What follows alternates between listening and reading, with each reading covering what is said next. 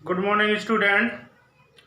आज हम पॉलीगॉन में total of angles, sum of angles के बारे में समझने वाले हैं। ज़्यादातर हम ट्रायंगल में या क्वाड्रिलेटरल में टोटल जो एंगल होते हैं उनका सम कितना होता है वो याद करने की कोशिश करते हैं। अब हमें याद करने की कोशिश भी नहीं करेंगे तब हम आसानी से उनको याद कर सकते हैं फॉर्मूले से।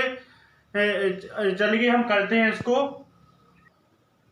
देखिए, किसी भी पॉलीगॉन में यदि हमें सम ऑफ एंगल्स फाइंड करना है तो उसके लिए फॉर्मूला होता है सम ऑफ एंगल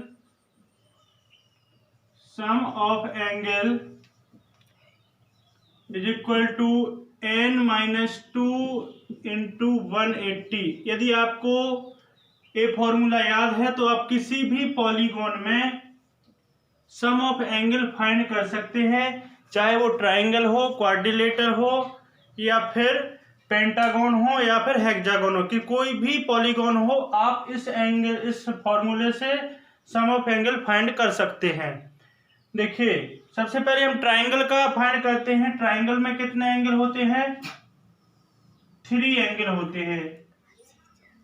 3 एंगल होते हैं। अब इसमें हमें पता नहीं है कि इसके जो सम ऑफ एंगल कितना है, यानी तीनों कोणों का योग कितना है, तीनों कोणों को जोड़ने पर कितना आता है, इसका पता करने के लिए sum of angles is equal to n-2 into 180। यहाँ पर n जो है क्या होते हैं? साइड होती है। कितनी साइड हैं या फिर कितने एंगल हैं। जितनी साइड होगी यानी n यहाँ पर क्या है, किसी भी त्रिभुज में साइड कितनी होती है? त्रिभुज की भुजा होगी, भुजा कितनी होंगी? n होंगी, और n कितना है यहाँ पर? 3। तो n की वैल्यू क्या है? यहाँ पर 3 है। n की वैल्यू हम 3 रखेंगे इसमें। तो देखिए 3-2 इंटू 180 यानी क्या हो जाएगा? 3 में से 2 जाएंगे तो 1 बचेगा, और 1 और 180 का गुणा करेंगे तो कितना आएगा? 180। यानी त्रिभुज के तीनों कोणों का योग 180 डिग्री होता है। त्रिभुज के तीनों कोणों का योग कितना होता है? 180 डिग्री होता है। अब यदि हमें चतुर्भुज का फाइंड करना है या क्वाड्रिलेटरल का फाइंड करना है तो उसका भी हम इसी तरीके से फाइंड कर सकते हैं। तो हम चतुर्भुज का भी फाइंड करते हैं। चतुर्भुज में कितनी भुजाएं होती हैं? क्वाड्रिलेटरल में 4 साइड होती हैं और 4 एंगल होते हैं। तो यहाँ पर n की वैल्यू कितनी हो जाएगी? 4 हो जाएगी। n की वैल्यू कितनी हो जाएगी? 4 हो जाएगी। इसमें 4 एंगल बन रहे हैं, 4 कोण बन रहे हैं। चारों कोणों का योग कितना होता है? वैसे चतुर्भुज के चारों कोणों का योग 360 डिग्री होता है। अब हम फॉर्मूले से भी फाइंड कर सकते हैं। फॉर्मूला होता है n-2 इंटू 180।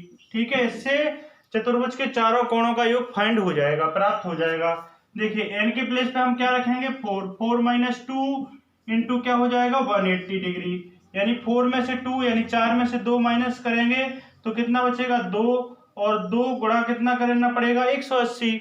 2 और 180 को हम गुणा करेंगे तो कितना हो जाएगा? 360 डिग्री हो जाएगा। यानी चतुर्भुज के चारों कोणों का योग कितना होता है? 360 डिग्री होता है। यानी sum of angle of quadrilateral is equal to 360 degree. चतुर्भुज के चारों कोणों का योग 360 डिग्री होता है। इसी तरीके से हम अन्य पॉलीगॉन का भी हम फाइंड कर सकते हैं, जैसे पंचभुज का करते हैं। देखिए, पंचभुज में कितनी भुजाएं होती हैं? 5 होती हैं, इसीलिए उसको हम पंचभुज कहते हैं, यानी पेंटागन इंग्लिश में इसको कहते हैं।